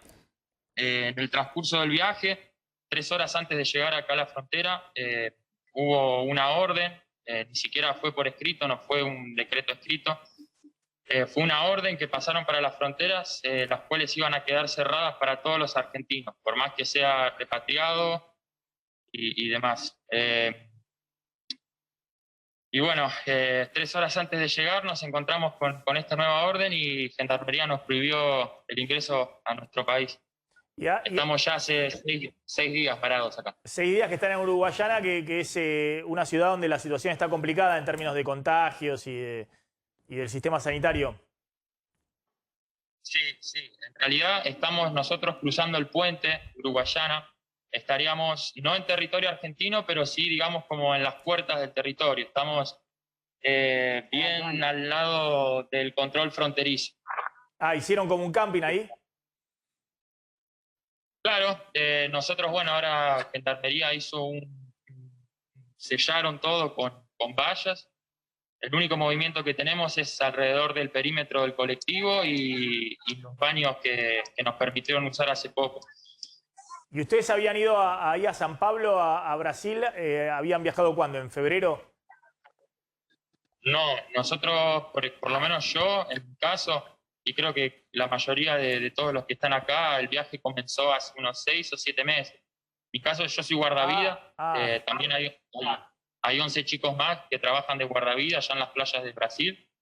Y y nosotros trabajamos, hacemos la operación de verano con conjunto a la Policía Militar de Brasil, que también nos encargamos de la prevención contra el COVID y demás.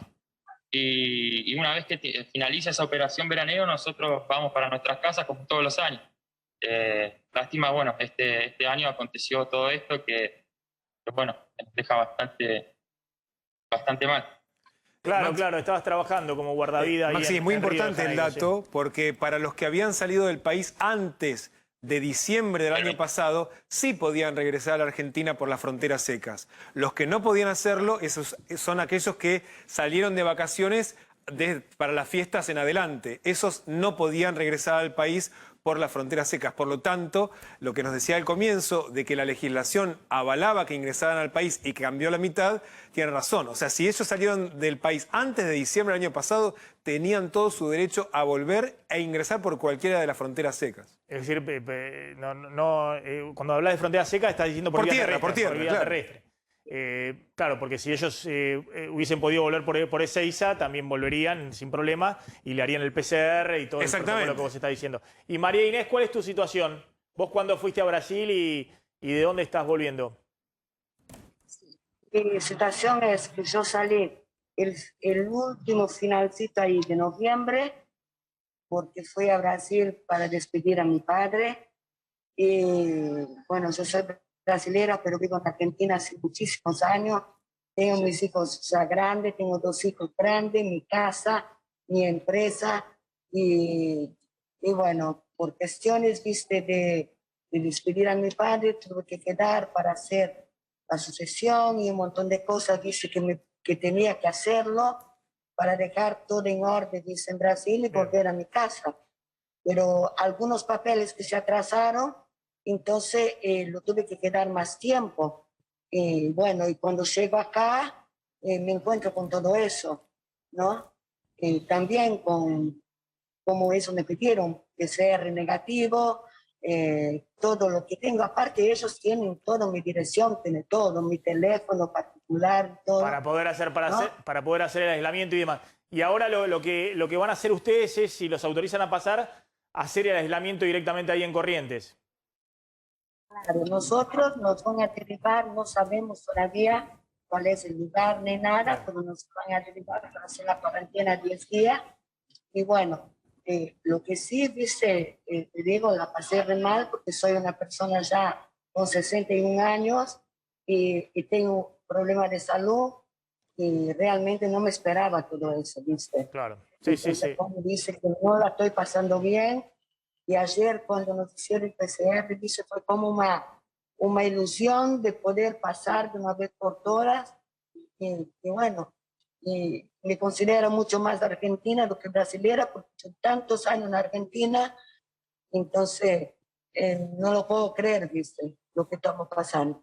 Está claro, María Inés. Bueno, esperemos que puedan regresar, que les dejen pasar. Estamos hablando de una situación totalmente distinta. Claro, no son los que salieron de paseo a los que se fueron de vacaciones o de turismo, que están todo su derecho, pero que se fueron en las últimas semanas y claramente ahí tenían que firmar una declaración jurada que decía que eventualmente se podían cerrar la frontera cuando regresaban y demás. Acá estamos hablando de personas que se fueron antes de diciembre del año pasado, por motivos personales o por trabajo, y que bueno, ahora están volviendo a regresar. Podrían regresar vía Ezeiza o Aeroparque si hubiera algún vuelo, pero está este tema de que es más estricta la normativa por vía terrestre. Esperemos que los dejen pasar. Claro, el tema es, Maxi, es que tampoco hoy podrían comprar un pasaje de Brasil a la Argentina porque están suspendidos los vuelos de Brasil, exactamente. Juan, María Inés, gracias, y bueno, mucha suerte ahí en Uruguayana. Vamos a hablar del tema alquileres. Decíamos, hoy vence efectivamente el congelamiento de alquileres que rigió durante un año prácticamente, claro, desde marzo del año pasado. Bueno, se termina justamente ese congelamiento y también se termina la suspensión de los desalojos. Ahora bien, el asunto es que aquellas familias, aquellos inquilinos a los que se beneficiaron con el congelamiento de los alquileres, ahora se les acumuló una deuda, porque no es que los alquileres, por no pagar los aumentos o no pagar lo que decía el contrato, se les perdonó justamente esa deuda. No, tiene una deuda que se ha acumulado y que la forma de saldarlo es a través de un acuerdo entre las partes, entre el propietario y el inquilino, para pagar, dice el decreto oficial, en planes de 3 a 12 cuotas. La primera cuota ya va a haber que pagarla en abril. Entonces, lo que vos decías, hay un doble problema, porque el inquilino que no pagó con aumentos en el último año, a partir del mes que viene, a partir de mañana, va a tener que abonar el nuevo alquiler con el aumento que figura en el contrato, más una cuota de la deuda que acumuló en los últimos 12 meses. Vos pagabas por alquiler antes del inicio de la pandemia 20.000 pesos y seguiste pagando 20.000 pesos todos los meses. Claro. Pero el contrato por ahí decía que tenía que ir aumentando a 25.000, 30.000 pesos el alquiler en todos estos meses. Bueno, ahora tenés que pagar la diferencia. Supongamos que aumentaba a 30.000 pesos el alquiler todos estos meses, vos seguiste pagando 20.000. Ahora vas a tener que pagar 30.000 pesos en abril, que es el contrato como ya está el aumento, más una deuda que se acumuló, no sé, pongámosle 10 meses, se acumuló 10.000 pesos cada mes, se acumuló 100.000 pesos de deuda. O sea que en abril vos tendrías que pagar los 30.000 pesos del alquiler, más la primera cuota de lo que no pagaste el año pasado, otros 10.000 pesos más. O sea que terminarías pagando 40.000 pesos de alquiler cuando venías pagando hasta ahora 20.000 pesos. Pero con un agregado, porque la deuda se actualiza por lo que rinde un plazo fijo en el Banco Nación, que es del 37%, es el 3% mensual. O sea que esa deuda que se acumuló de 10.000 pesos mensuales, que tenía que ser el aumento que figuraba en el contrato, pero bueno, se prorrogó todo congelando los alquileres. Además se va actualizando por la tasa de interés de plazo fijo. Lo que no tiene es punitorio, ningún recargo más. Ese 37%. Y después la cuestión de los desalojos, ahí se generó un protocolo, todavía se tienen que conocer detalles, digamos, porque vuelven los desalojos y eso sí, deberán pasar por una mediación en el Ministerio de Justicia. No es algo automático, sino que se creó esta instancia y lo que falta saber, Maxi, es el protocolo justamente para que no haya una ola de desalojos. Está bien, de todas maneras digamos una cosa, ¿no? Que obviamente aquel inquilino que se le congeló la cuota y demás y se fue prorrogando el contrato con congelamiento fue beneficiado. Pero no fue solo en Argentina, en otras partes del mundo también, en Estados Unidos, por ejemplo, en muchos estados de Estados Unidos también se hizo congelamiento de alquileres y prohibición de desalojo por la pandemia, por situación excepcional. Ahora, más allá de la ley, Maxi, prima el acuerdo y el consenso entre el inquilino y el propietario. Entre las partes. Eso es lo que prima. Después la ley, la verdad que viene tan atrasada la ley respecto a alquileres, a lo que es la realidad, claro, que prima la relación inquilino-propietario. La ley está desfasada de la realidad de los hechos con los alquileres. Esto no tiene que ver con la ley. No, esto no tiene que ver con la ley de alquileres, la última y demás. Esto tiene que ver con una situación excepcional de pandemia. Estoy diciendo también en California, creo que fue también, aplicaron prohibición de desalojo y congelamiento de alquiler, que obviamente el alquiler, lo mismo ahí, aumenta a 2% anual, digamos. Pero lo que estoy diciendo es que obviamente el inquilino fue beneficiado. Obviamente para el inquilino es mucho mejor, si bien tiene una tasa de actualización, yo no sabía esa deuda, empezar a pagar ahora en cuotas que haber pagado en su momento, porque obviamente ha habido una inflación también muy elevada en la Argentina, pero el tema es que la transición es compleja, porque lo que yo decía es, creo que la mitad de los alquileres se acogieron a esta protección de la norma, digamos, de los contratos, no sé qué porcentaje o menos.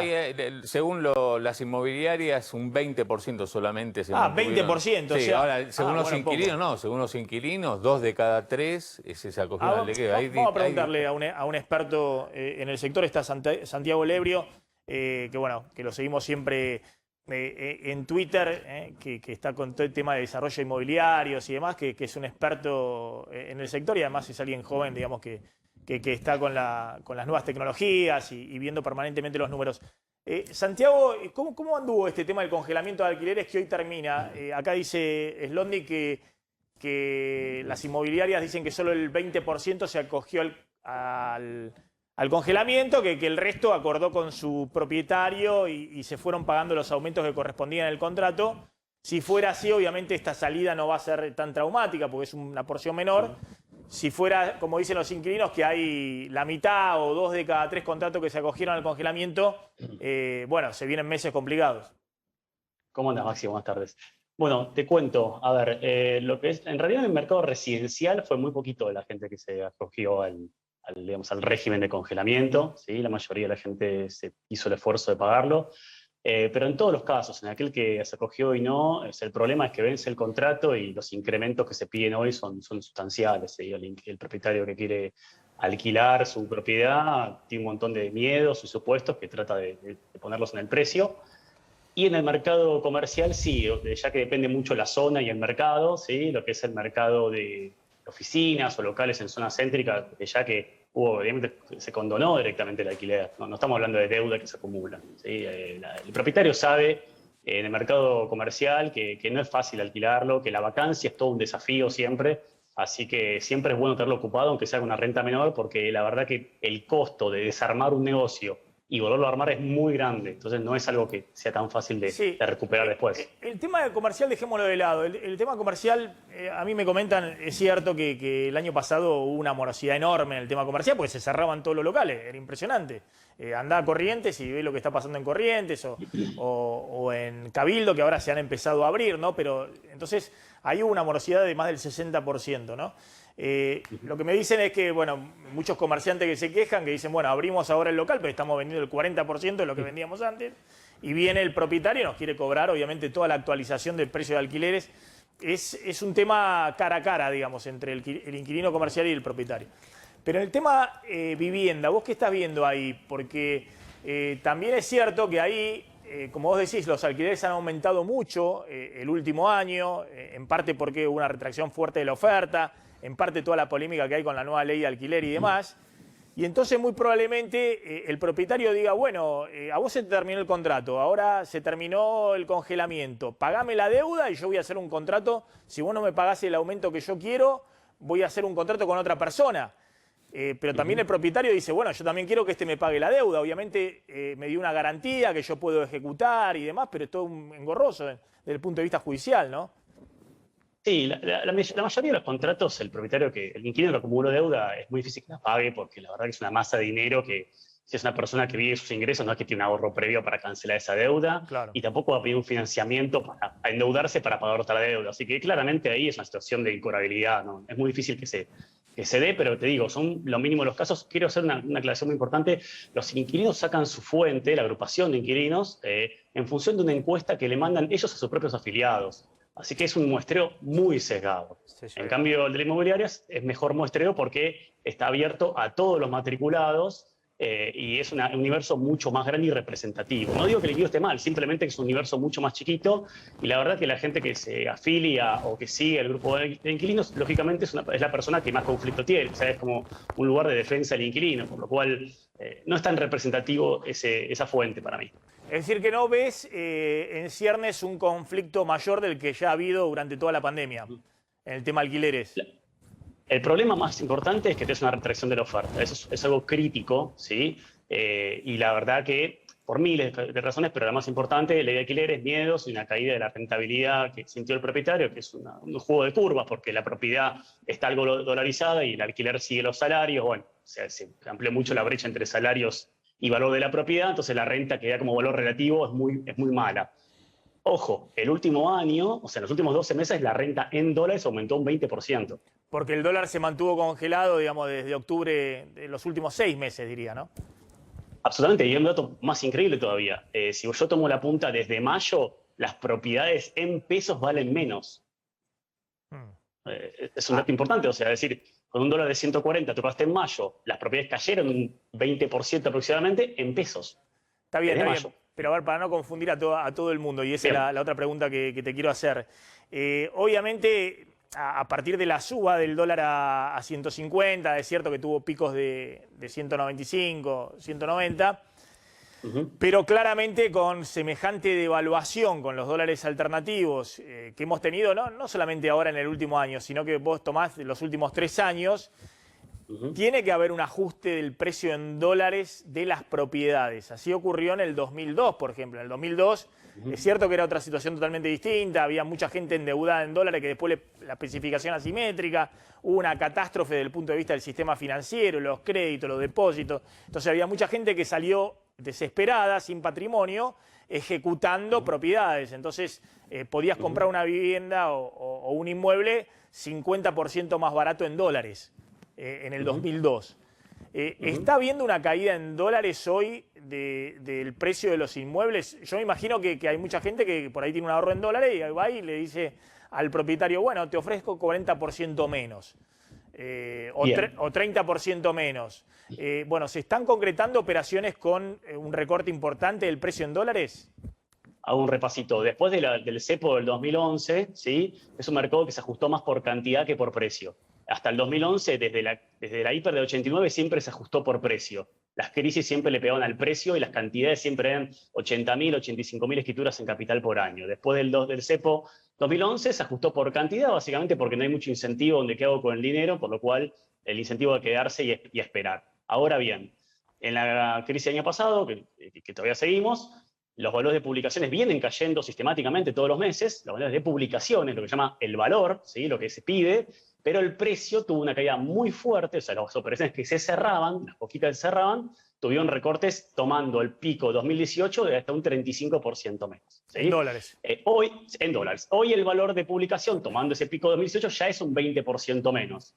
Y lo que dejó de caer son los valores de contraoferta, es decir, no vas a obtener mejores valores que los que obtuviste ya en noviembre o diciembre del año pasado. Ya se estabilizaron los regateos.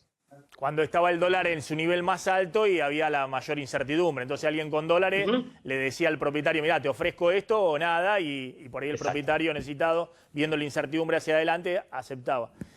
Santiago, gracias, muy amable, como siempre. ¿Seguís haciendo pesas? Ya estoy retirado hace 10 años, pero bueno, siempre es un amor perdido. Bueno, no te pido que te pares pues no vas a dejarnos a todos, digamos, desahuciados, pero bueno, seguí haciendo, aunque sea amateur deportivo. Gracias, Santiago. Ahí estaba. Santiago Lebrio, especialista en el mercado inmobiliario. Vamos volando a la tanda y ya volvemos. Tenemos mucha información. Vamos a hablar del tema interna Juntos por el Cambio, reunión de Macri con intendentes y bueno, y qué hacen frente a este desafío que ha planteado el gobierno de postergar las PASO. Tanda, ya volvemos.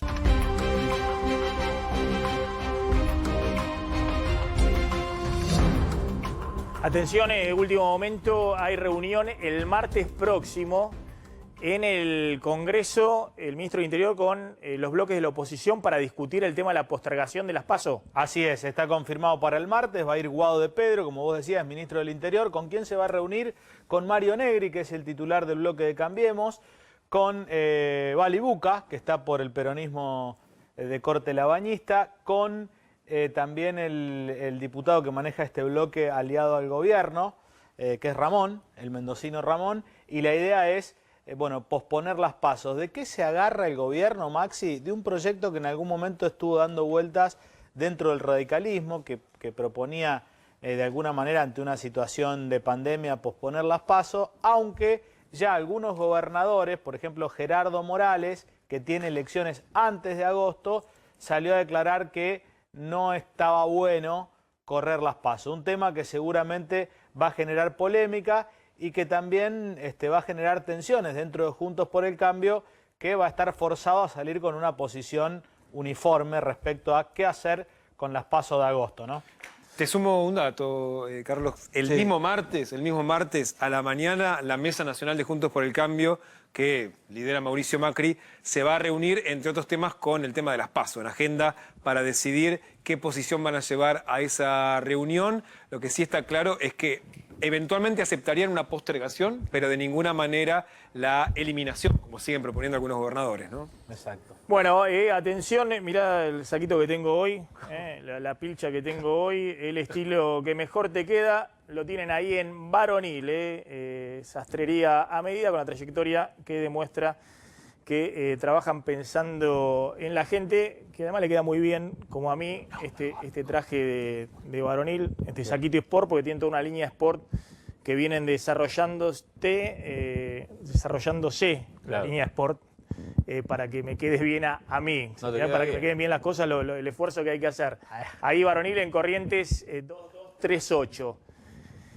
Creo que lo dije bien, el número. Y hablando de eso, está el tema del café con leche. Para un segundo que tengo por acá. Ahí está. En YPF siguen poniendo la energía en donde importa, porque acompaña a las y los trabajadores de la educación en la vuelta a clases. Claro, porque si sos personal educativo y pagás con la app YPF, accedes a un 15% de descuento en combustibles, servicios de escaneo gratis en boxes o, atención, acá viene el tema, un café con leche y una media luna gratis en la Full YPF. Ya volvemos.